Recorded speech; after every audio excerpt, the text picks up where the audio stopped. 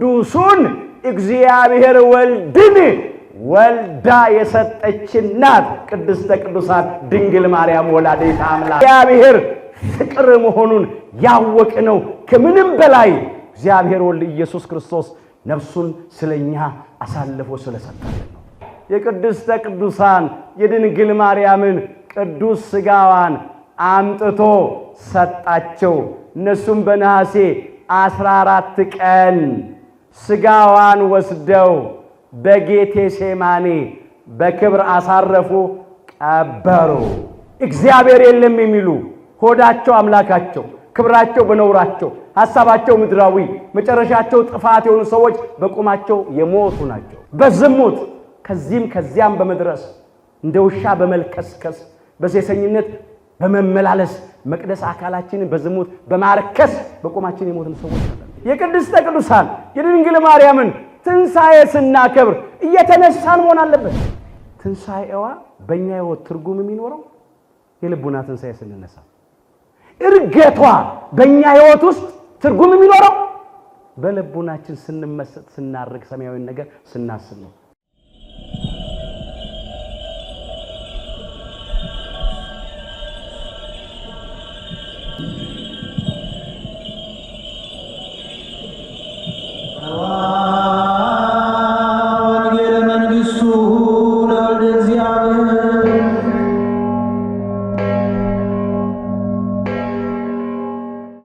በስመ አብ ወወልድ ወመንፈስ ቅዱስ አሃዱ አምላክ አሜን።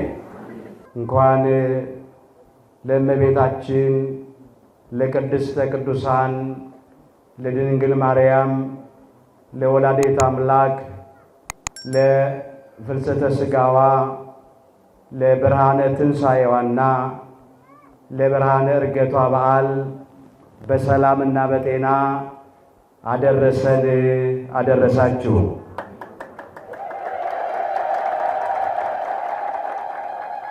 የምስጢር ባለቤት እግዚአብሔር አምላካችን ለሁላችንም ምስጢሩን ገልጦ ያስተምረን።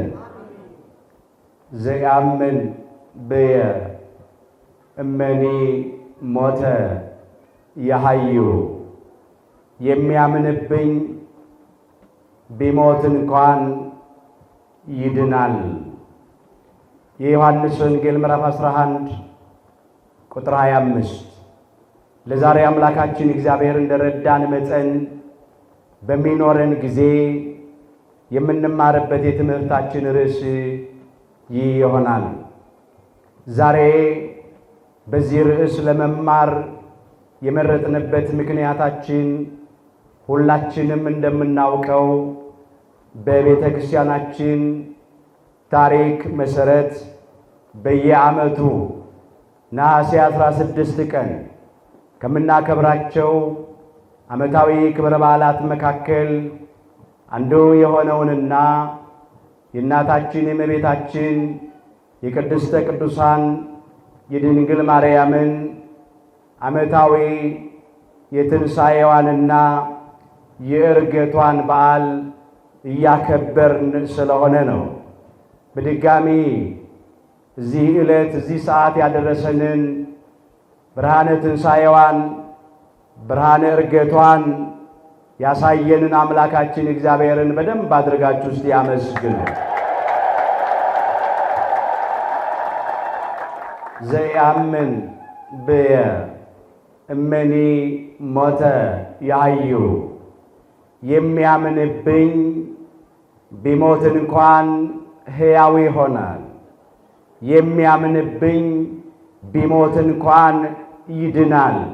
የዮሐንስ ወንጌል ምዕራፍ 11 ቁጥር 25 ርዕሳችን ነው። በመጀመሪያ ይህንን ኃይለ ቃል አምላካችን ጌታችን መድኃኒታችን ኢየሱስ ክርስቶስ ለነማን እንደተናገረው እንመለከታለን። ከዚያም የአምላካችን የጌታችን የመድኃኒታችን የኢየሱስ ክርስቶስን ትንሣኤ አንስተን ደግሞ ዛሬ እያከበርን ያለውን የእናታችን የእመቤታችን የቅድስተ ቅዱሳን የድንግል ማርያምን የትንሣኤዋንና የዕርገቷን ነገር አንስተን ዛሬ ይህንን በዓል እኛ ስናከብር ምን ልናደርግ እንደሚገባን ተመልክተን ትምህርታችንን እንጠቀልለዋለን። አምላካችን እግዚአብሔር በነገር ሁሉ ማስተዋልን ይስጠን። በዚህ ስፍራ ይህንን ቃል የተናገረው አምላካችን ጌታችን መድኃኒታችን ኢየሱስ ክርስቶስ ነው። አምላካችን በመዋዕለ ስብከቱ የማርታንና የማርያምን ወንድም የሚወደውን አልዓዛርን ከሞት ሊያስነሳው በወደደ ጊዜ ለጊዜው ለማርታ የተናገረው ቃል ነው። አነ ውእቱ ትንሣኤ ወሕይወት አለ አምላካችን ኢየሱስ ክርስቶስ። ትንሣኤና ሕይወት እኔ ነኝ አለ። አዎ እርሱ የሕይወት ባለቤት ነው። ራሱ ሕይወት ነው። እርሱ የትንሣኤ ባለቤት ነው። እርሱ ራሱ ትንሣኤ ነው። ሕይወት መሆኑንም ከቃል በላይ በተግባር አሳይቷል። የምኵራቡን አለቃ የኢያኢሮስን የ12 ዓመት ብላቴና ከሞት አስነስቶ ሕይወት ሰጥቶ አሳይቷል። በዚህ በማርቆስ ወንጌል ምዕራፍ 5 ከቁጥር 37 ጀምሮ ይህም ታሪክ መመልከት ትችላላችሁ። ሌላው ናይን በሚባል መንደር የነበረችውን መበለት ባል የሞተባትን ሴት አንድ ልጅ ብቻ ነበራት።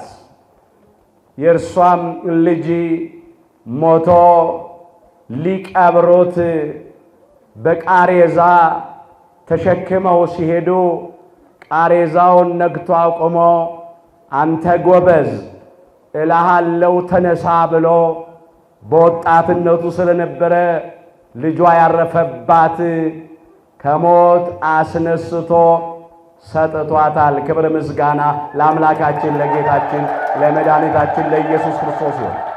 በዚህ በሉቃስ ወንጌል ምዕራፍ 7 ከቁጥር 11 ጀምሮ ይሄ ታሪክ ደግሞ ተመዝግቦ እናገኘዋለን። አሁን ደግሞ ርዕስ አድርገን ያነሳንበት የቅዱስ ወንጌል ክፍል አነ ውእቱ ትንሣኤ ወሕይወት አለ። ትንሣኤና ሕይወት እኔ ነኝ አለ አምላካችን ኢየሱስ ክርስቶስ። ዘያምን ብየ እመኒ ሞተ የሐዩ አለ። የሚያምንብኝ ቢሞት እንኳን ሕያው ይሆናል አለ። የ4 ቀን ሬሳ አልዓዛርን ከመቃብር ሊያስነሳው በወደደ ጊዜ ነው። ለሞተው ለአልዓዛር ሕይወት ሊሰጠው በፈቀደ ጊዜ የተናገረው ቃል ነው።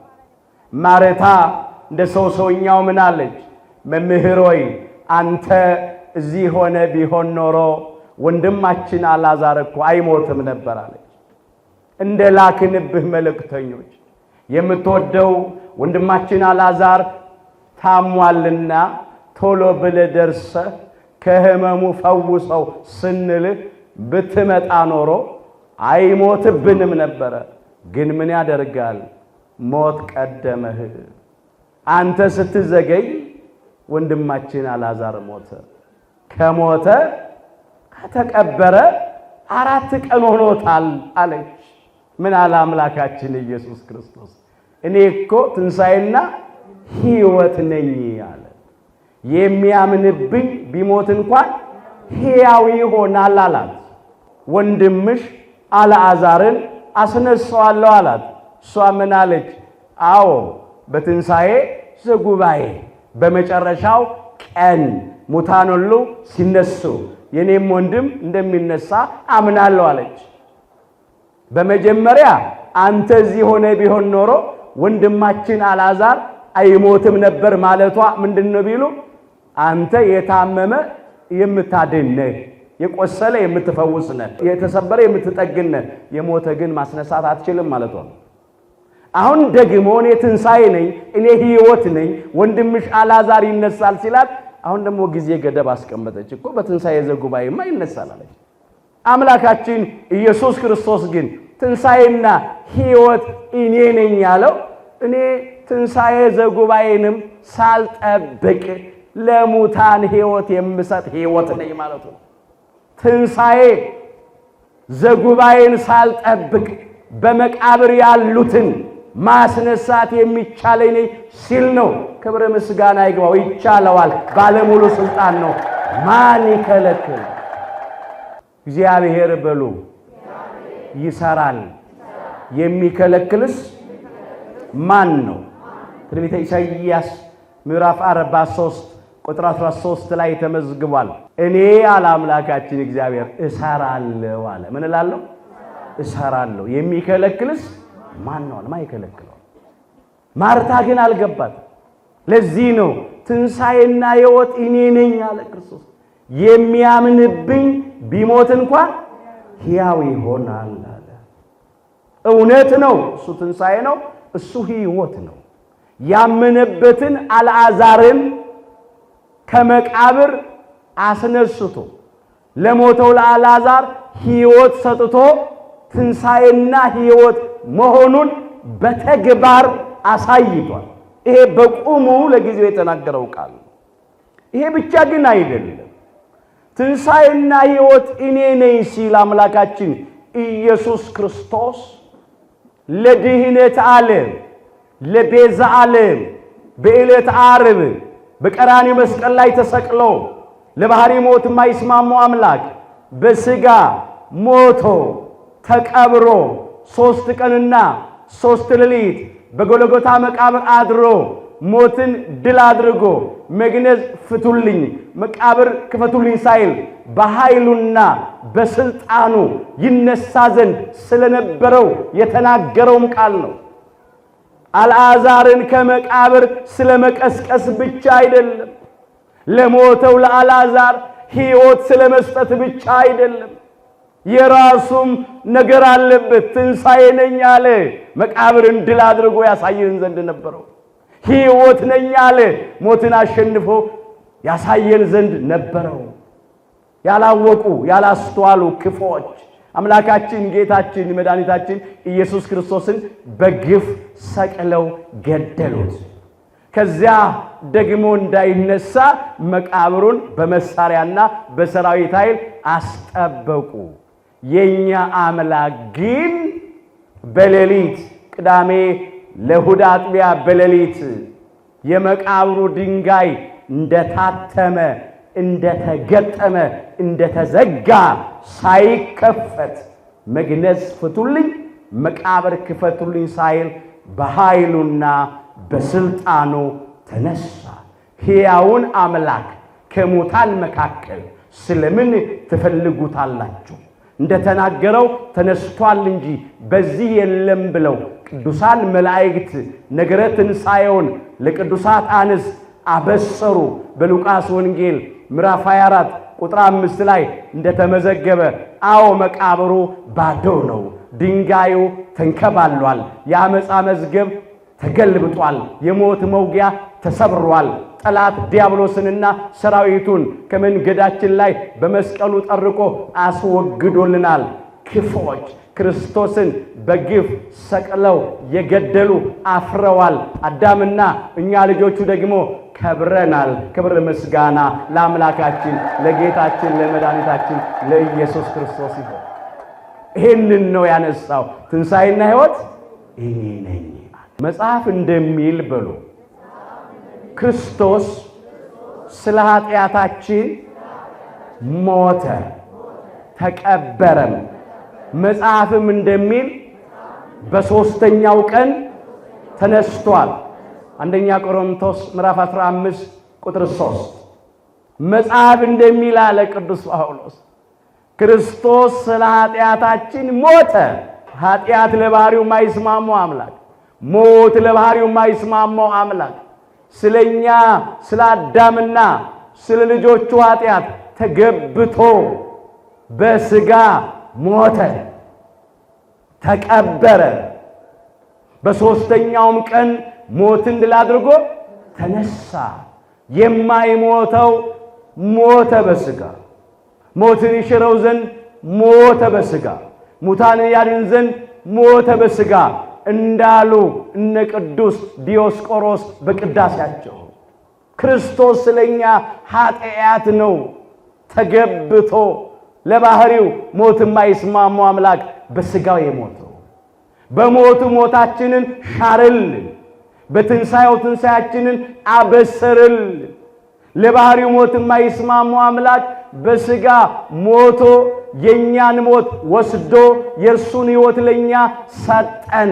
ትንሣኤና ሕይወት እኔ ነኝ አለ። የሚያምንብኝ ቢሞት እንኳን ሕያው ይሆናል አለ። ለምን? እርሱ ትንሣኤ ስለሆነ፣ እርሱ ሕይወት ስለሆነ።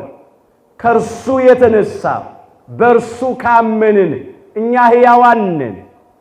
በእርሱ ካመንን አንድ ጊዜ ብንሞት ሁለተኛ አንሞትም። በሥጋ ብንሞት በነፍስ አንሞትም። በሥጋ ብንሞት ብንቀበር ብንፈርስ ብንበሰብስ ሞተን ተቀብረን ፈርሰን በስብሰን አንቀርም፣ እንነሳለን። ይህንን ማለቱ ነው። የሚያምንብኝ ቢሞት እንኳን ይድናል፣ ቢሞት እንኳን ሕያው ይሆናል አለ። እሱ አብነት ስለሆነ ነው። ከሱ በኋላ ያለውን ነገር ነው የምናየው። ሁላችን እንደምናውቀው አምላካችን ጌታችን መድኃኒታችን ኢየሱስ ክርስቶስ ሞትን ድል አድርጎ በተነሳ በአርባኛው ቀን በክብር ወደ ሰማየ ሰማያት ወጣ፣ አረገ፣ በአብሪና ተቀመጠ። ዳግም ለፍርድ ይመጣል። በክበበ ትስብእት በሰው መጠን በግርማ መለኮት በመለኮታዊ ግርማ ከእልፍ አእላፋት ወትእልፊታት አእላፋት ቅዱሳን መላእክት ጋር ይመጣል። ለእያንዳንዱም እንደየሥራው መጠን ያስረክበዋል። ዛሬ የምናየው ከአምላካችን ከጌታችን ከመድኃኒታችን ከኢየሱስ ክርስቶስ ቀጥላ ከአዳም ልጆች ሁሉ ቀድማ ሞትን በልጇ ኃይልና ስልጣን ድል አድርጋ እንደ ልጇ በክብር የተነሳችውንና በክብር ያረገችውን የቅድስተ ቅዱሳን የድንግል ማርያም የወላዲት አምላክን የትንሣኤዋንና የእርገቷን ነገር ነው። አበው ነገር ከስሩ ውሃ ከጥሩ ይላሉና ለትምህርታችን ይሆን ዘንድ ጥቂት ነገር ብቻ ከታሪኩ ክፍል እናነሳለን። ስለ ቅድስተ ቅዱሳን ስለ ድንግል ማርያም ሁላችን እናውቃለን። በተለይ በዚህ በጾመ ፍልሰታ ለማርያም በውዳሴ ማርያሙ በቅዳሴ ማርያሙ በጥሬ ቃሉ በንባቡ ብቻ ሳይሆን በአንድምታው በትርጓሜው ጭምር ሊቃውንተ ቤተ ክርስቲያን እየፈተፈቱ ሲያጎርሱን የከረሙት ሱባኤውን ሁለቱን ሱባኤ ሙሉ። አሁን ብዙ ያውዛው ዝገብቻ አልተረከም። ዋና ዋና ነገሮችን አነሳለሁ።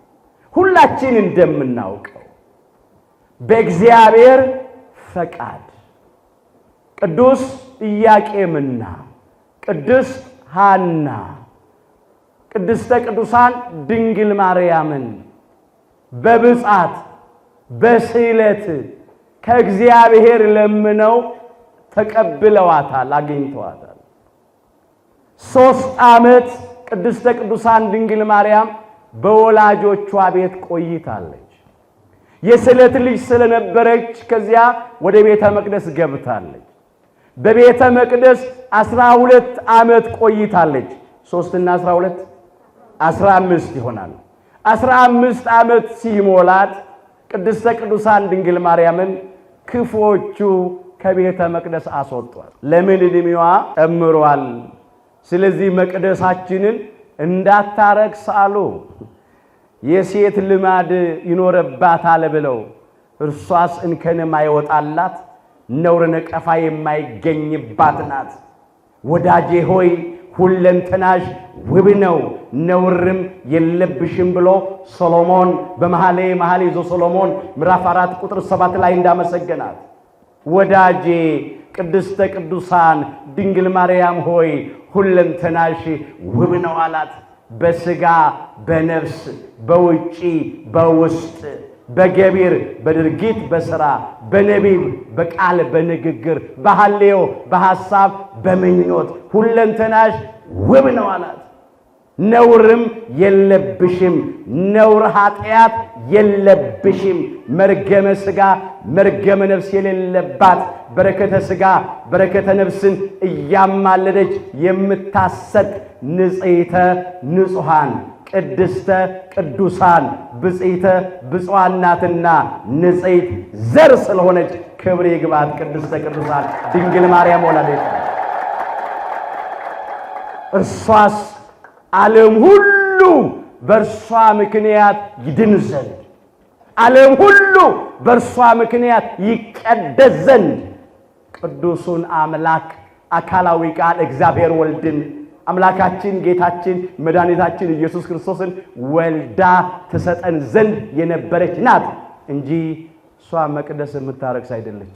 ዓለሙን የሚቀድሰው ቅዱሱ እግዚአብሔር ወልድ ኢየሱስ ክርስቶስ ከሷ ተወልዶ ይገለጥ ዘንድ ነበረው። እስቲ በሎ ባካችሁ ከኔ ጋራ ካንቺ በሎ የሚወለደው ቅዱሱ የእግዚአብሔር ልጅ ነው።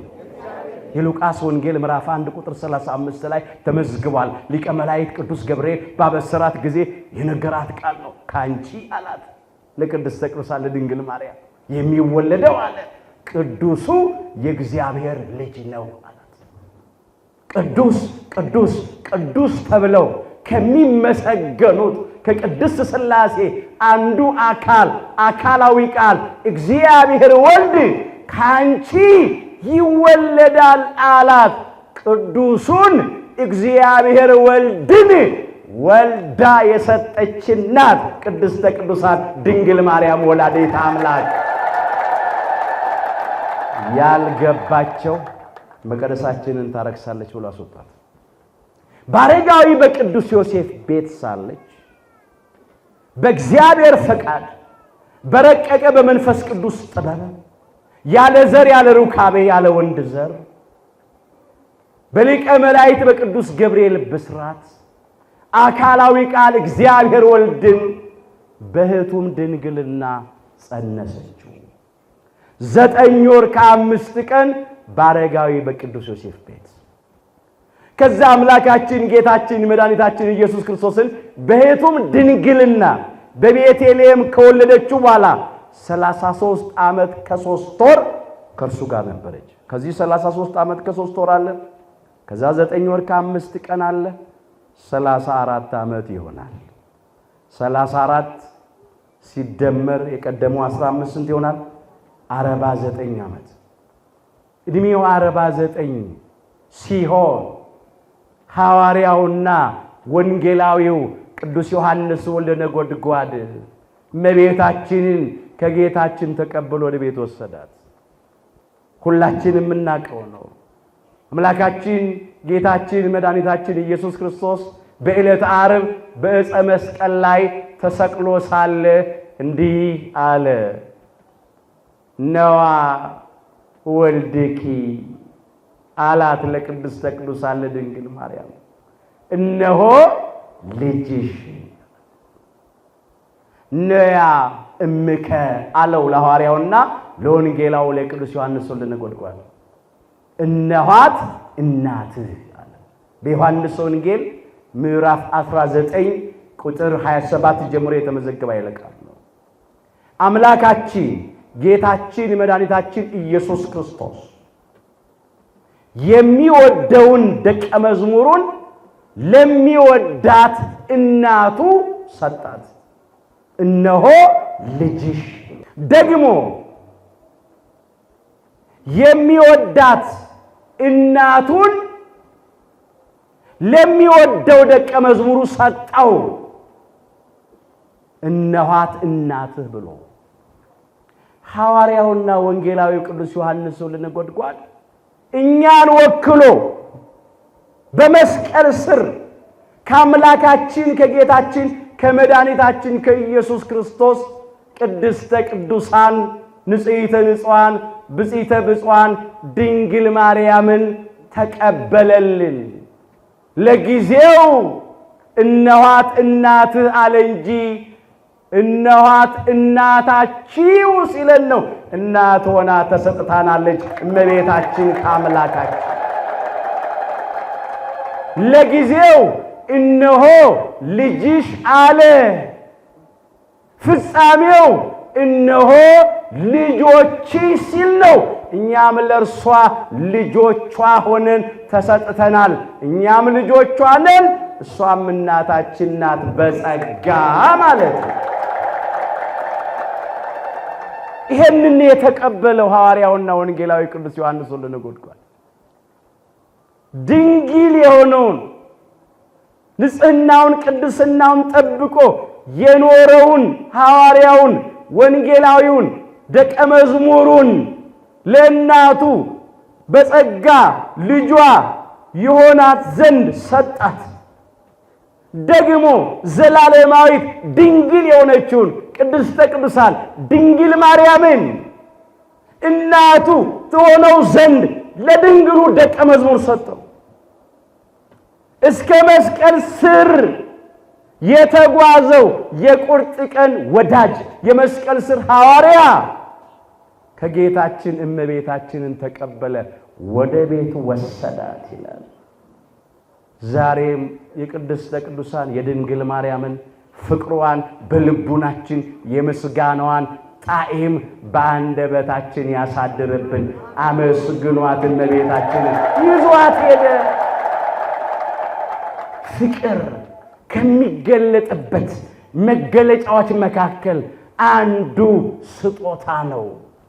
እግዚአብሔር ፍቅሩን በስጦታ ገልጧል። እግዚአብሔር አንድያ ልጁን እስኪሰጥ ድረስ ዓለሙን እንዲሁ ወዷልና ይላል የዮሐንስ ወንጌል ምዕራፍ 3 ቁጥር 16 ላይ። እግዚአብሔር ፍቅር እንደሆነ ሊቀ ነቢያት ሙሴ በሕግ መጻሕፍቱ ጽፏል።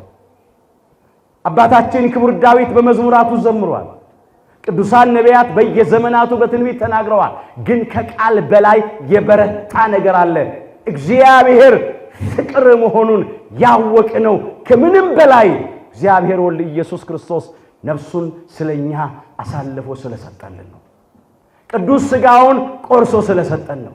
ክቡር ደሙን አብስሶ ስለሰጠን ነው። ለዚህ ነው እርሱ ስለኛ ነፍሱን አሳልፎ ሰጥቷልና በዚህ ፍቅርን አውቀናል ያለው። ፍቅር በስጦታ ይገለጣል። ስጦታ የፍቅር መግለጫ ነው። ይሄ ብቻ ግን አይደለም። ቅድስተ ቅዱሳን ንጽሕተ ንጹሐን ብጽዕተ ብፁዓን ድንግል ማርያም ወላዲት አምላክን ደግሞ እሷ እናታችን ትሆነን ዘንድ እኛም በጸጋ ልጆቿ እንሆን ዘንድ ከእግዚአብሔር ከአምላካችን ከጌታችን ከመድኃኒታችን ከኢየሱስ ክርስቶስ የተቀበልናት ስጦታችን ናት። በሐዋርያውና በወንጌላዊው በቅዱስ ዮሐንስ ወልደ ነጎድጓድ እባካችሁ ከቤታችሁ አታውጧት፣ እባካችሁ ከልባችሁ አታውጧት፣ ወደ ቤቱ ወሰዳት አለ።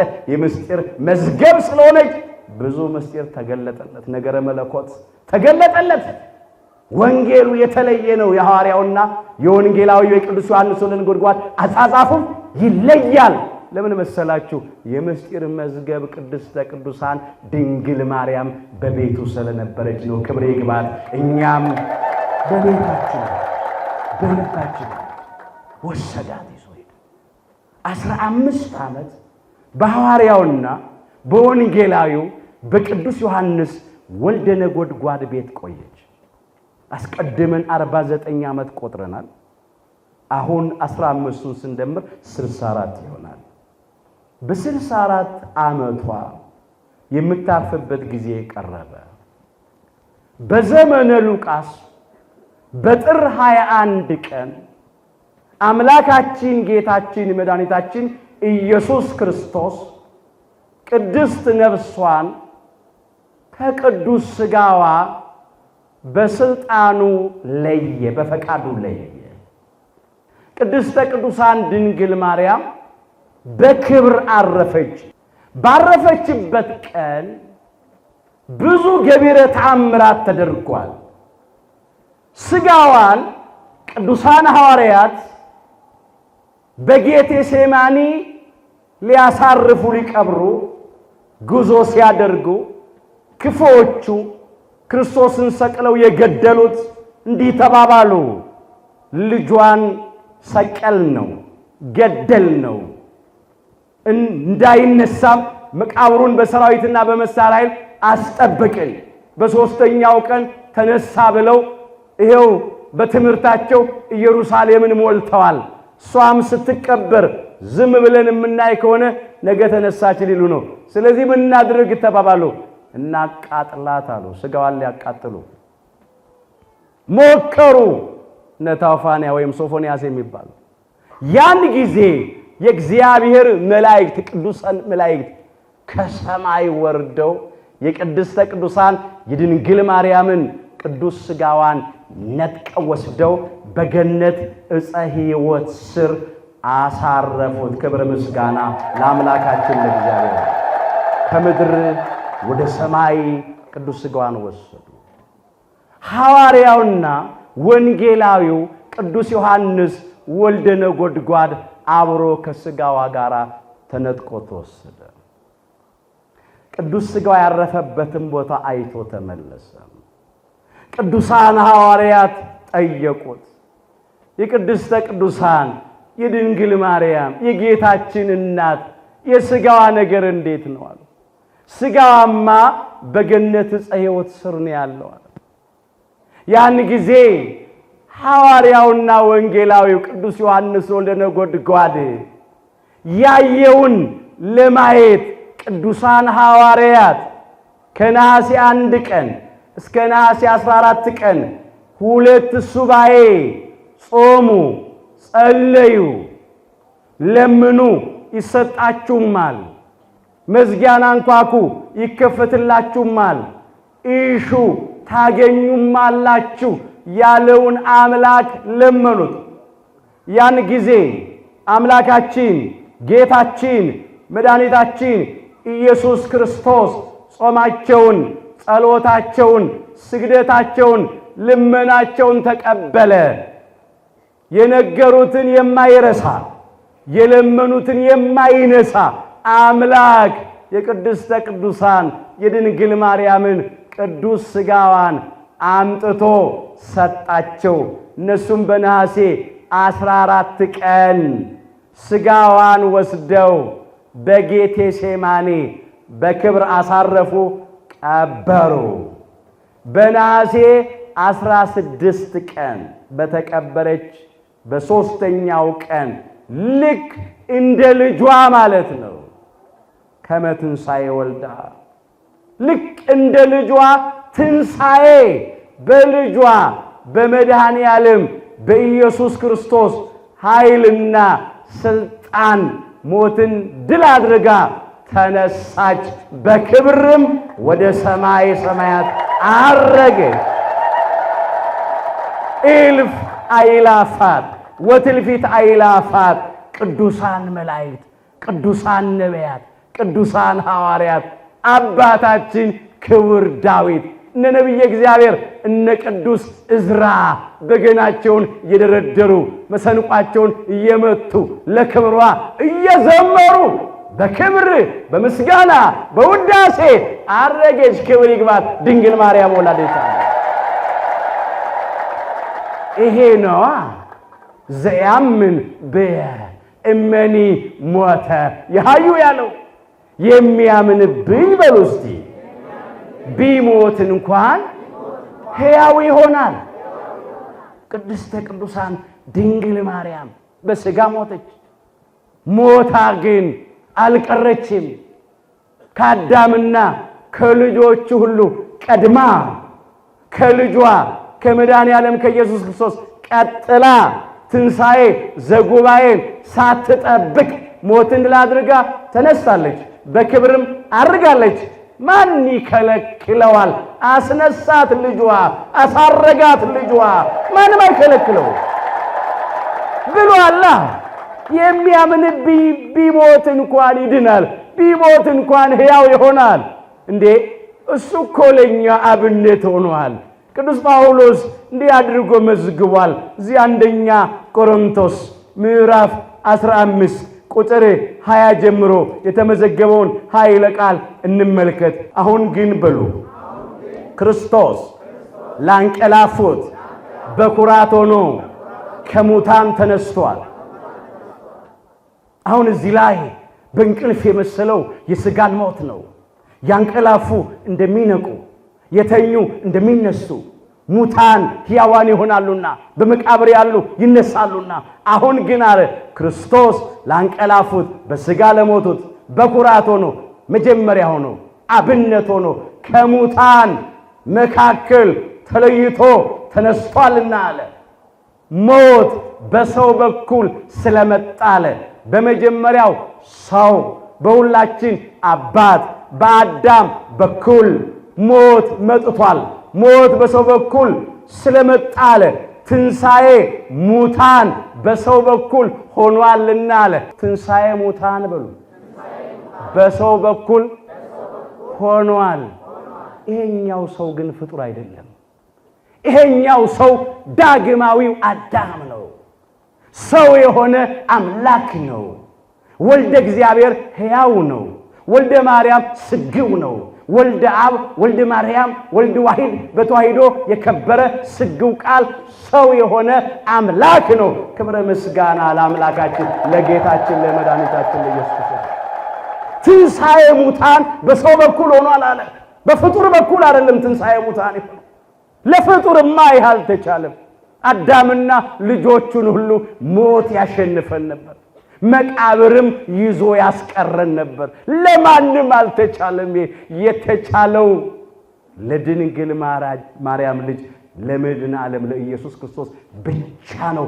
እሱ ነው ሞትን ለዘላለም የዋጠው፣ ሞትን ለዘላለም የሻረው፣ ያጠፋው እሱ ነው። ክብር ምስጋና ለአምላካችን ለጌታችን ለመድኃኒታችን ለኢየሱስ ክርስቶስ ይሁን። ሞትን በሉ ለዘላለም ይውጣል። ትንቢተ ኢሳይያስ ምዕራፍ 25 ቁጥር 8 ሞትን ለዘላለም ምን ይላል? ይውጣል፣ ያጠፋዋል፣ ይሽረዋል፣ ድል ያደርገዋል። ሞት የሚታወቀው እኛን በመዋጥ ነበር። መቃብርም የሚታወቀው እኛን ይዞ በማስቀረት ነበር። አምላካችን ጌታችን መድኃኒታችን ኢየሱስ ክርስቶስ ግን ሞታችንን በሞቱ ሻረው። መዋጥ ማለት ነው። ሞታችንን በሞቱ ድል አደረገው። ስለዚህ ትንሣኤ ሙታን በሰው በኩል ሆኗል ሲል ሰው በሆነ አምላክ በኢየሱስ ክርስቶስ በኩል ትንሣኤ ሙታን ሆኗል ማለት ነው። ለዚህ ነው ቅድስተ ቅዱሳን ድንግል ማርያም ከሰው ልጆች ሁሉ ቀድማ ከልጇ ከመድኃኔ ዓለም ከኢየሱስ ክርስቶስ ቀጥላ ትንሣኤ ዘጉባኤን ሳትጠብቅ በልጇ ኃይልና ስልጣን ከሞት ተነሳለች የምንለው። እንመለስ እዚያው አንደኛ ቆሮንቶስ ምዕራፍ 15 ቁጥር 20 ላይ አሁን ግን ክርስቶስ ላንቀላፉት በኩራት ሆኖ ከሙታን መካከል ተነስቷል አለና ሞት በሰው በኩል ስለመጣ ትንሣኤ ሙታን ደግሞ በሰው በኩል ሆኗልና አለ። ሁሉ በሉ በአዳም እንደሚሞቱ እንዲህ ሁሉ በክርስቶስ ደግሞ ሕያዋን ይሆናሉና። ሁላችን በአባታችን በአዳም በኩል ሞት በውርስ መጥቶብናል፣ እየተላለፈ ማለት ሁላችን በአዳም እንደምንሞት እንዲሁ ደግሞ ሁላችን ትንሣኤና ሕይወት በሆነው በዳግማዊ አዳም በአምላካችን በጌታችን በመድኃኒታችን በኢየሱስ ክርስቶስ በኩል ሕያዋን እንሆናለን። ለምን? ትንሣኤና ሕይወት እኔ ነኝ፣ የሚያምንብኝ ቢሞት እንኳን ሕያው ይሆናል ይድናል ስላለ። ስለዚህ ቅድስተ ቅዱሳን ድንግል ማርያም ትንሣኤ ዘጉባኤን መጠበቅ አላስፈለጋትም። በነሐሴ 16 ቀን ሞትን ድል አድርጋ ተነስታ በክብር ደግሞ አርጋለች በልጇ ኃይልና ስልጣን። ይሄ ነው የሆነው። አሁን ይህን ስንናገር የሚከብዳቸው ሰዎች አሉ። እንዴ አልዓዛርን ለማስነሳት ወለተ ኢያይሮስን የምኩራቡን አለቃ የኢያይሮስን ልጅ ለማስነሳት ናይን በሚባል መንደር የነበረችውን የዛችን መበለት ባል የሞተባትን ሴት ጎበዝ ልጅ ወጣት ልጅ በሞተባት ጊዜ ለማስነሳት ጊዜ እኮ አላስፈልገውም፣ በስልጣኑ አስነሳ። እመቤታችንንም ትንሣኤ ዘጉባኤ ሳይጠብቅ አስነሳት። እውነት ነው፣ እነኛ ሁሉ ሞተዋል፣ ትንሣኤ ዘጉባኤን ይጠብቃሉ።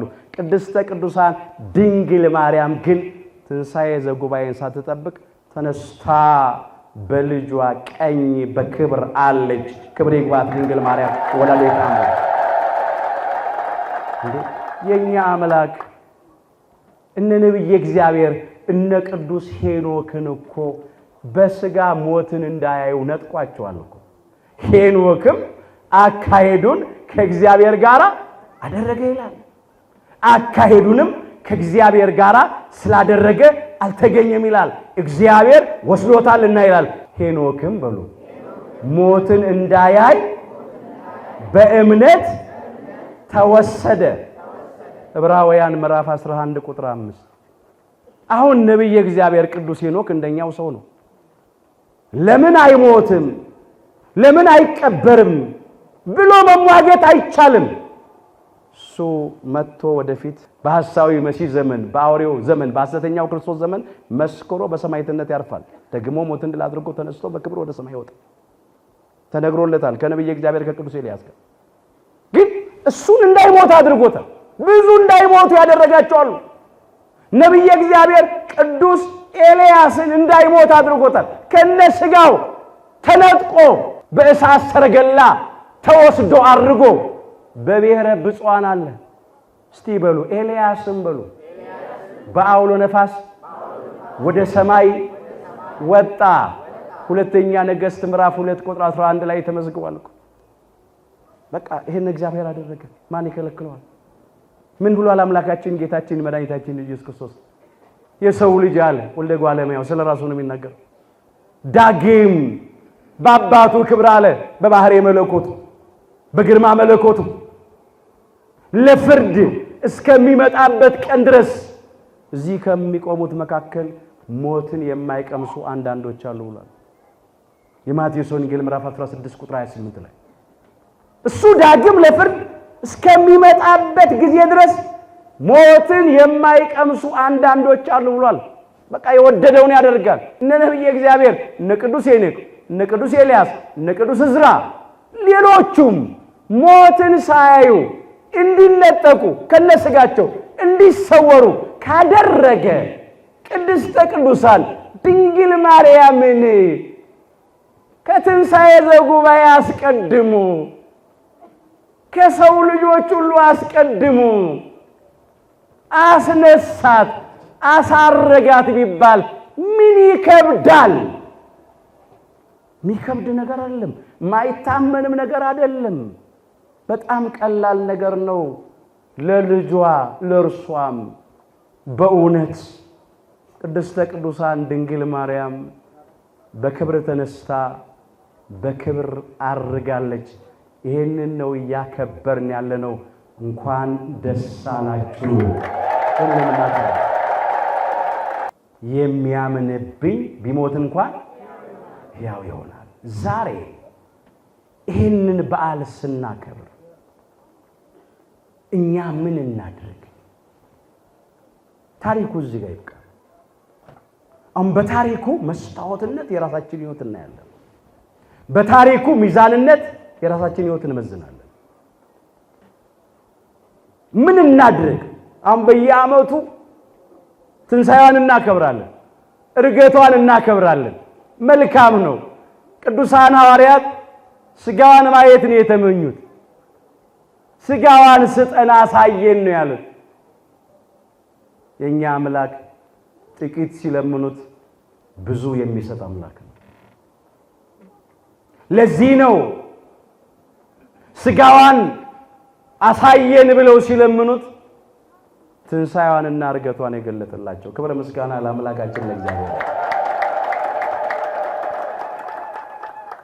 አሁን የቅዱሳን ሐዋርያትን አይን አድርገን እኛም ትንሣኤዋን አምነናል፣ እኛም እርገቷን አምነናል። ለዚህ ነው የምናከብረው።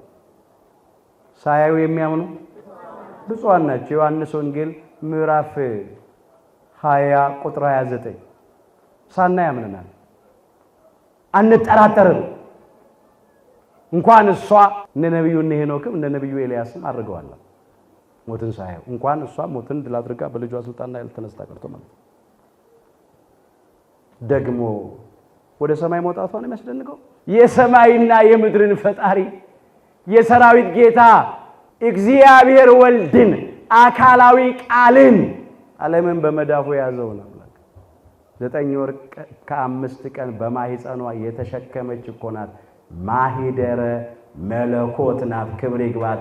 ስለዚህ ክብሯ እኮ ከሰማይ ይበልጣል።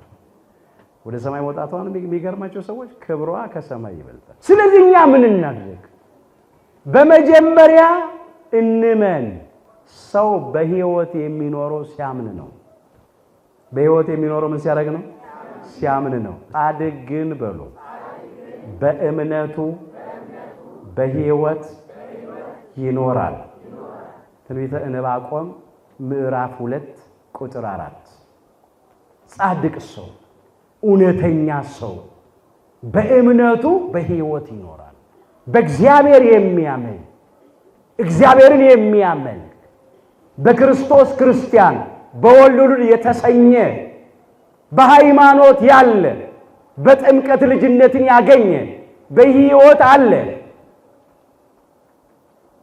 እኛ የኢትዮጵያ ኦርቶዶክሳዊት ተዋሕዶ ልጆች ወንዶቹ በ40 ቀን ሴቶቹ በ80 ቀን ከማኅፀነ ዮርዳኖስ ከጸጋ መንፈስ ቅዱስ ዳግም በጥምቀት ተወልደን በሜሮን ከብረን የአምላክን ቅዱስ ሥጋና ክቡር ደም ተቀብለን እግዚአብሔርን በልጅነት ክብር አይተን ለመንግሥተ ሰማያት ክብር ታጭተን በህይወት አለን። ክብር ምስጋና ለአምላካችን ለእግዚአብሔር ይሁን።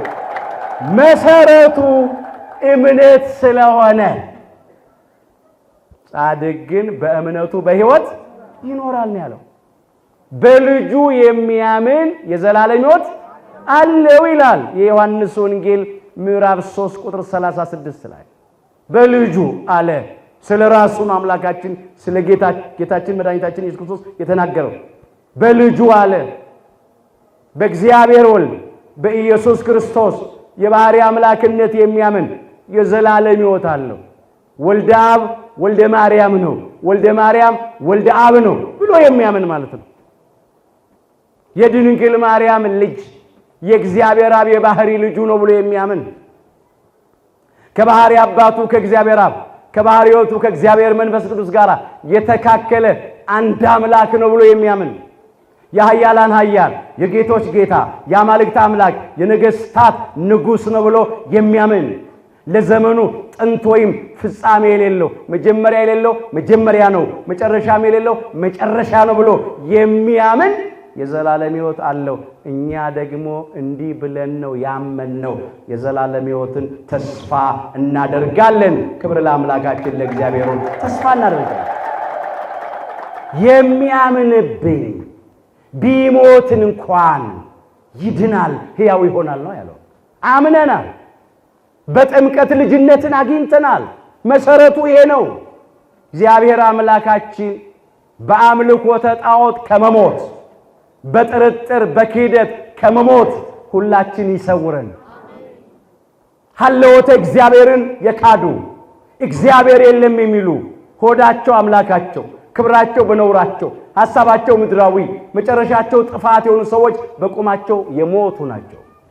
ጣዖት የሚያመልኩ በቁማቸው ሞተዋል። እንብላ እንጠጣ ነገ እንሞታለን። ማን ነው ሄዶ የመጣ? ማን ነው ሞት የተነሳ? የማያውቁት ሀገር አይናፍቅም የሚሉ ሰዎች በቁማቸው ሞተዋል። እግዚአብሔር ሁላችንን ከዚህ ይሰውረን። እነኚህንም በቁማቸው በክህደት በአምልኮተ ጣዖት በጥርጥር የሞቱትን ወገኖቻችንን ልቡና ሰጥቶ ወደ ሕይወት ያምጣል። ስለሞቱ በቁማቸው። ሁለተኛው ሰው በሕይወት አለ የሚባለው በጎ ምግባር ሲሰራ ነው። ጽድቅ ሲያደርግ ነው። በከመ ሥጋ ዘአልቦ መንፈስ ምውት ውእቱ፣ ከማሁ ሃይማኖትኒ እንተ አለባቲ ምግባረ ሰናይ ምውት ይእቲ ይላል። ከነፍስ የተለየ ስጋ የሞተ እንደሆነ ሁሉ ከምግባረ ሰናይ ከመልካም ምግባር ከጽድቅ ስራ የተለየ ሃይማኖት የተለየች ሃይማኖት በራሷ የሞተች ናት። የያዕቆብ መልእክት ምዕራፍ 2 ቁጥር 26 ላይ የተመዘገበ ይለቃል።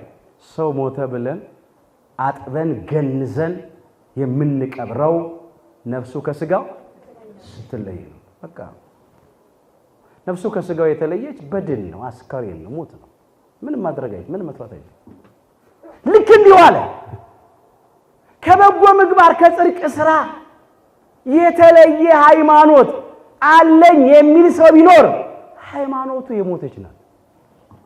ምንም አታደርግለት፣ አታድነውም ብቻውን። ለምን? በሃይማኖት ምግባር ያስፈልጋል፣ ጽድቅ መስራት ያስፈልጋል። አሁን የኛ ሃይማኖት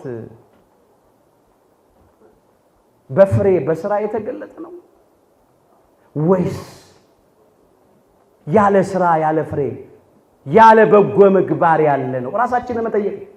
አንዳንዶች የታደላችሁ ከሃይማኖት ጋራ በጎ ምግባር ይዛችሁ ተገኝታችኋል፣ ጽድቅ አፍርታችኋል፣ ተዘጋጅታችኋል፣ ደስ ታሰኛላችሁ። በትህትና በይቅርባይነት በየዋህነት በታማኝነት በደግነት በፍቅር ትመላለሳላችሁ። ለተራበ ታጎርሳላችሁ፣ ለታረዘ ታለብሳላችሁ፣ ለተጠማ ታጠጣላችሁ፣ ለድሃ ቸርነት ታደርጋላችሁ። ሃይማኖታችሁ በሥራ ተገልጧል፣ ደስ ያሰኛል። ተዘጋጅታችኋል፣ በበጎ ምግባር ተዘጋጅታችኋል። ለንስሐ የሚገባ ፍሬ አፍርታችኋል። የአምላክን ቅዱስ ሥጋና ክቡር ደም ተቀብላችኋል፣ ታድላችኋል። ያጽናችሁ። አንዳንዶቻችን ግን ስማችን ክርስቲያን ነው፣ ስራችን የአሕዛብ ነው። በኃጢአት ውስጥ አለን፣ በበደል ውስጥ አለን። በሥጋ ሥራ በጨለማ ሥራ ውስጥ እስካሁን ድረስ እንመላለሳለን። በሁለት ልብ እያነከስን እንደ ገቤተ ላህዋ እየወላወልን ነፋስ እንደሚወዘውዘው ሸንበቆ እየተወዘወዝን በቁማችን የሞትናለን። በዝሙት ከዚህም ከዚያም በመድረስ እንደ ውሻ በመልከስከስ በሴሰኝነት በመመላለስ መቅደስ አካላችንን በዝሙት በማርከስ በቁማችን የሞትን ሰዎች አለን። በጎጠኝነት በመለያየት በጸብና በክርክር ቂምን አርግዘን ለበቀል በመጣደፍ የሞትን ሰዎች አለን። ጠጥቶ በመስከር ዳንኪራ በመርገጥ በመጨፈር በመደነስ በመዝፈን በሲጋራ በጫት በአሽሽ ሱስ በቁማችን የሞትን አለን። በተንኮል በሐሜት በሽንገላ በሐሰት ቃል በወንድማማቾች መካከል ጸብ በመዝራት የሞትን አለን። ሰው ሞተ የሚባለው በመጀመሪያ ከእግዚአብሔር መለየት በጀመረለት ነው። ሃይማኖት የሌለው ሰው እግዚአብሔርን የማያውቅ ሰው በቁሙ ሞቷል። ሌላ ሁለተኛ ሰው ሞተ የሚባለው ኃጢአት መስራት በጀመረለት ነው። ኃጢአትን ምጥኝ ብለን የምንኖር ከሆነ በቁማችን የሞትን ነን። እግዚአብሔር አምላካችን በቁም ከመሞት ያድነን። አሁን በጎ ምግባር እንስራ፣ ጽድቅና ፍራ። ምን አለ አምላካችን ጌታችን መድኃኒታችን ኢየሱስ ክርስቶስ? አሌን በሉ የሚጠብቅ ቢኖር ለዘላለም ሞትን አያይም። የዮሐንስ ወንጌል ምዕራፍ 8 ቁጥር 51። መጀመሪያ ምን አለ ስንነሳ? የሚያምንብኝ ቢሞት እንኳን ሕያው ይሆናል፣ ይድናል። አሁን ደግሞ ምን አለ? ቃሌን የሚጠብቅ ቢኖር። የመጀመሪያው ሃይማኖት ነው መሰረቱ። ከዛስ ደግሞ ምንድነው? ምግባር ነው። ቃሌን የሚጠብቅ ቢኖር ለዘላለም ሞትን አያይም ያለው ለዚህ ነው። ሁለቱን አስተባብረን መያዝ ያስፈልገናል። የቅድስተ ቅዱሳን የድንግል ማርያምን ትንሣኤ ስናከብር እየተነሳን መሆን አለበት። እርገቷን ስናከብር እኛ በልባችን እያረግን መሆን አለበት። አሁን አንዳንዶቻችን እኮ በቁማችን በኃጢአት ሞተን በኃጢአት መቃብር ተቀብረናል እኮ። በኃጢአት መግነዝ እኮ ተገንዘናል። ከዚህ ውስጥ መውጣት አለብን። አንተ የምትተኛ በሉ ንቃ፣ ከሙታንም መካከል ተለይና ተነሳ ክርስቶስም ያበራልሃል። ኤፌሶን ምዕራፍ 5 ቁጥር 14 አንተ የምትተኛ ንቃ ሲል ይሄ የተፈቀደውን ማታ ማታ ሲደክመን ስጋችንን ለማሳረፍ የምናሸልበውን ማሸለብ የምንተኛውን እንቅልፍ አይደለም ያለው። አንተ የምትተኛ ንቃ ሲል ከክፉ ስራ፣ ከኃጢአት ከበደል ስራ፣ ከስንፍና በንስሐ መንቃት እግዚአብሔር ሁላችንን ያንቃል። አንዳንዶቻችን አንቀላፍተናል። በስንፍና ውስጥ ነው ያለነው። በኃጢአት አልጋ ላይ ተኝተናል። የኃጢአት ልብስ የጨለማ ልብስ ለብሰን ማለት ተከናንበን እዛ ውስጥ ነው ያለነው። ንቃ ይላል። አሁን አንተ የምትተኛ ንቃ፣ ከሙታንም መካከል ተለይና ተነሳ። ከሙታን ህሊና መካከል ይሄ ስብከት የሚሰበከው ይሄ ቃል የሚነገረው በስጋ እድሜያቸው ደርሶ የእንግድነታቸው ወራት ተፈጽሞ በስጋ ሞተው ቤተክርስቲያን ጓሮ ለተቀበሩት ሙታን አይደለም። እሱማ ለሁላችንም አይቀርም። ጊዜውን ጠብቆ ይመጣል። ለመወለድ ጊዜ አለው፣ ለመሞትም ጊዜ አለው። መጽሐፈ መክብብ ምዕራፍ 3 ቁጥር 1 ጀምሮ ያቺን ማንም አያልፋትም። ለነሱ አይደለም ከሙታን መካከል ተለይና ተነሳ የሚላቸው፣ እኛን ነው በቆማችን የሞትነው። ከሙታን ህሊና መካከል ተለይና ተነሳ ይላል። አሁን ከተቀበርንበት መቃብር ውስጥ እንውጣ። ከተገነዝንበት የኃጢአት መግነስ እስራት ወደ አባቶቻችን ወደ ካህናት እየቀረብን እንፈታ። መውጣት ያስፈልጋል። የአምላካችን የጌታችን የመድኃኒታችን ኢየሱስ ክርስቶስንም ትንሣኤ የቅድስተ ቅዱሳን የድንግል ማርያምን ትንሣኤ ስናከብር እየተነሳን መሆን አለበት። አምላካችን ለሁላችንም የልቡና ትንሣኤ ያድለን። የህሊና ትንሣኤ ያስፈልጋል። በንስሐ መመለስ ያስፈልጋል። ተነሳል፣ ክርስቶስም ያበራላል። ክርስቶስ ዕውቀትን ያድልሃል፣ ምስጢር ይገልጥልሃል፣ ልቡናህን ያበራልሃል ነው። በጨለማ ውስጥ ላለ ነው። አሁን እንውጣ። አንዳንዶቻችን በቆማችን ስለሞተ ሕያው እንደመሆነ በሉ ስም አለ ሞተህማል። አያሳዝናችሁ? ሰው ሕያው እንደሆነ ስም ኖሮት በቁሙ ሲሞት ቅዱስ ዮሐንስ በራእዩ ተመልክቶ ነው የመዘገበው። ለጊዜው ይህንን ቃል የመዘገበው በእስያ ከነበሩት ከሰባቱ አብያተ ክርስቲያናት በሰርዴስ ወዳለው ወደ ቤተ ክርስቲያኒቱ አስተዳዳሪ ነው። በመክበባቸው በአለቃቸው ለሕዝቡ መናገር ነው። እንዲህ ይለዋል ራዕየ ዮሐንስ ምዕራፍ 3 ከቁጥር 2 ጀምሮ ስራህን አውቀዋለሁ ይላል። የኛም ስራ እግዚአብሔር ያውቀዋል፣ እያንዳንዳችን ያውቃል። በሱ ዘንድ የማይገለጥ የተከደነ የማይታወቅ የተሰወረ ምንም ነገር የለም። እሱ ከድርጊት በፊት ያውቃል፣ ከቃል ከንግግር በፊት ያውቃል፣ ከሐሳብም በፊት ያውቃል። ስራህን አውቃለሁ ይላል። ሕያው እንደመሆን ስም አለ ሞተህም አለ። ሕያው እንደመሆን ምን አለ? ስም አለ። አሁን በክርስቶስ ክርስቲያን ተብለናል። በወልድ ውሉድ ተሰኝተናል። የሕያው እግዚአብሔር ልጆች ተብለናል። ሕያው ስም እኮ ነው የተጠራንበት፣ ያመንበት ስም ሕያው ስም ነው። ግን አሁን እንደዚህ ሕያው እንደሆነ ስም እኛ እየኖርን ነው ወይ ነው ጥያቄው። ሕያው እንደመሆን ስም አለ ሞተህም አለ። ስራህን በአምላኬ ፊት ፍጹም ሆኖ አላገኘሁትምና የነቃሁን ነው የሚለው። አሁንም የነቃሁን አንተ የምትተኛ ንቃ አይደለም፣ ከሙታን መካከል ተለይና ተነሳ ነው። በንስሐ ንቃ ነው፣ ጊዜ አትውሰድ ነው። የነቃህ ሁን አለ። መነሳት ነው፣ ነገኛ አይደለም፣ ጊዜው አሁን ነው። የነቃህ ሁን አለበለዚያ አለ እመጣብሃለሁ፣ እንዴትም እንደምመጣብህ አታውቅም። እንደ ሌባ ሆኜ እመጣብሃለሁ። ሌባ የሚመጣበት ሰዓት አይታወቅም። የአምላካችን የጌታችን የመድኃኒታችን የኢየሱስ ክርስቶስ ዳግም ምጽአቱ መቼ እንደሆነ አይታወቅም። ከፈጣሪ በቀር ፍጡር አያውቀው። ሌላው መልአከ ሞትም እንደ ሌባ ነው የሚመጣው። አናውቀው አለን ስንል ይወስድናል። ዛሬማ ወጥቶ መግባት የታለ? ተቀምጦ መነሳት የታለ? ዘመኑ እጅግ አጭር እኮ ነው። ሞት እኮ ደጃፋችን ላይ ነው። በመድራችን ላይ በተለይ በሀገራችን በኢትዮጵያ ርካሽ ነገር የሰው ህይወት ነው። ዋስትና የለም። ስለዚህ መጣብሃለሁ። አሁን እንነሳ። ትንሣኤዋ በእኛ ህይወት ትርጉም የሚኖረው የልቡና ትንሣኤ ስንነሳ፣ እርገቷ በእኛ ህይወት ውስጥ ትርጉም የሚኖረው በልቡናችን ስንመሰጥ ስናርግ ሰማያዊ ነገር ስናስብ። በልቡ በሉ የላዩንም መንገድ የሚያስብ ምስጉን ነው። መዝሙር 83 ቁጥር 5 በልቡ ሰማያዊውን ዘላለማዊውን መንገድ የጽድቁን የፍቅሩን የህይወትን መንገድ የሚያስብ ሰው ምንድነው? ምስጉን ንዑድ ክቡር ብፁዕ ነው አለ።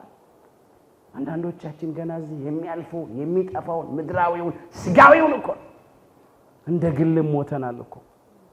አንዳንዶቻችን እንደ ቤተሰብ ሞተናል፣ እንደ ማህበረሰብም ሞተናል፣ እንደ ሀገር ኢትዮጵያውያን ሞተናል። የእመቤታችንን ትንሣኤ ያሳየን አምላካችን እግዚአብሔር የሀገራችን የኢትዮጵያን ትንሣኤ ያሳየን። ከዚህ በላይ ሞት ምን አለ? የተለያየን የተበላላን የተነካከስን እርስ በርሳችን ልንጠፋፋ ቀርበናል። ስንት ግፍ አለ፣ ስንት አስጨናቂ አሰቃቂ ነገር በየቀኑ እናያለን እንሰማለን። ዓለም አንድ መንደር ናት። ከዚህ በላይ ምን የሞት ስራ ይሰራ? ያውም እኮ የሚያሳዝናቸው ክርስቲያኖች ሆነው እኮ አንዳንዶች ማተብ አንገታቸው ላይ አስረዋል፣ መስቀል አጥልቀዋል፣ አንጠልጥለዋል። ግን የሚሰራው ግፍና ጭካኔ በጣም ያሳዝናል።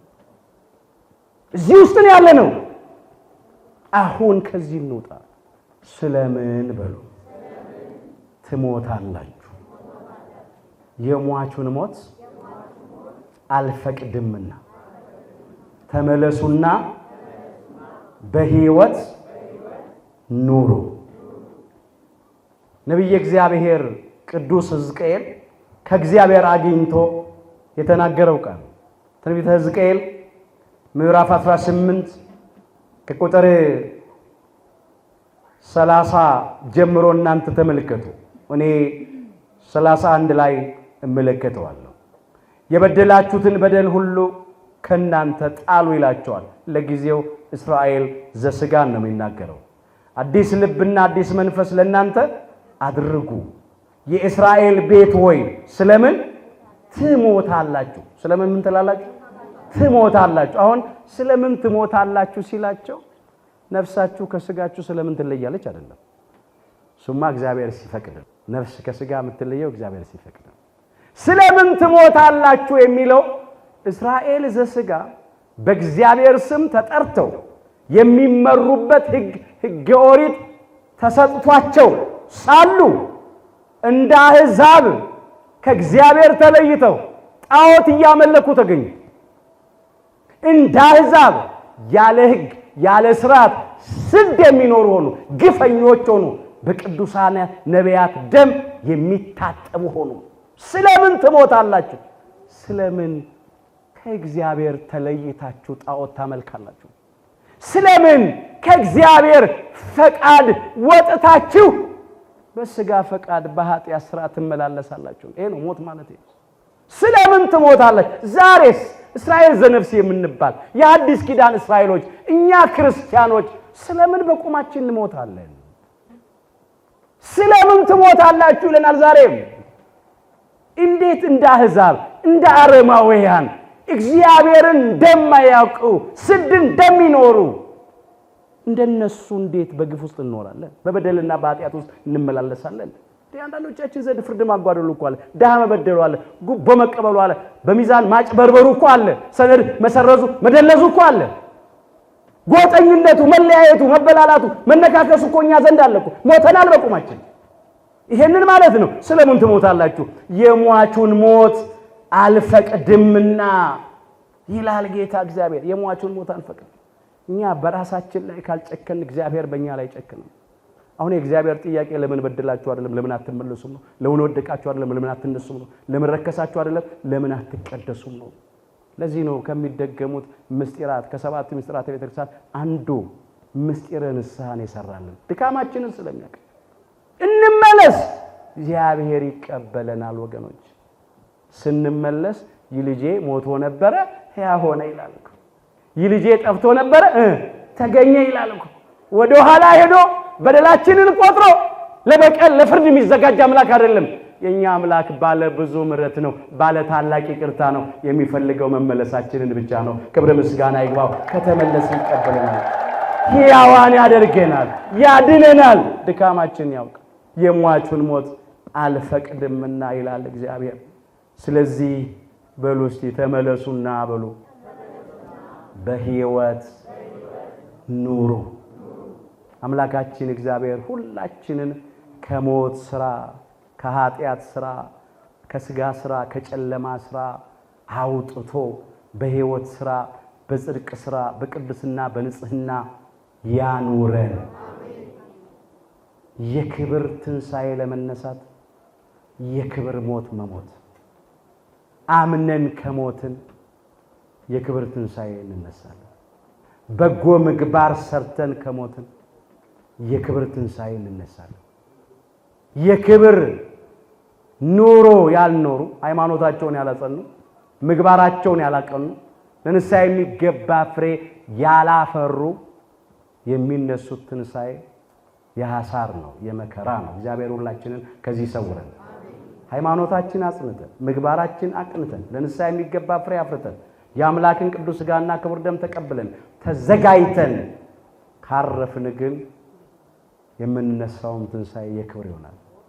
በእውነት እንደታደሉት እንደ እግዚአብሔር ባለሟሎች እንደ ቅዱሳን ነቢያት፣ እንደ ቅዱሳን ሐዋርያት፣ እንደ ጻድቃን፣ እንደ ሰማዕታት ያለውን ሞት ሞተን እነሱ የሚነሱትን የክብር ትንሣኤ ከነሱ ጋር እንድንነሳ አምላካችን በቸርነቱ ሁላችንን ይርዳል።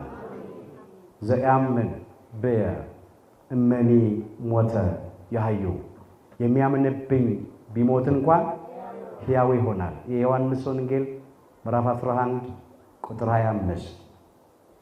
ለሁላችንም የልቡና ትንሣኤ ይስጠን። የሀገራችን የኢትዮጵያን ትንሣኤ አምላካችን እግዚአብሔር ያሳየን። ብዙ የጠፋብን ነገር አለ። ቅዱሳን ሐዋርያት የእመቤታችንን ሥጋ በጸሎት በጾም እንደተቀበሉ ከአምላካችን እሷም ተነስታ ስታርግ እንደባረከቻቸው ዛሬም የጠፋብን የተሰወረብን ፍቅራችንን፣ መተሳሰባችን፣ መደጋገፋችን፣ ሰላማችን፣ ደስታችን፣ ነፃነታችን፣ እርካታችንን እግዚአብሔር እንደገና መልሶ ያሳየን። አዎ ጠፍቶብናል፣ ብዙ የተሰወራል። እንደ ቸርነቱ መጠን የሁላችንን መጨረሻችን ያሳምርልን። ይቆየ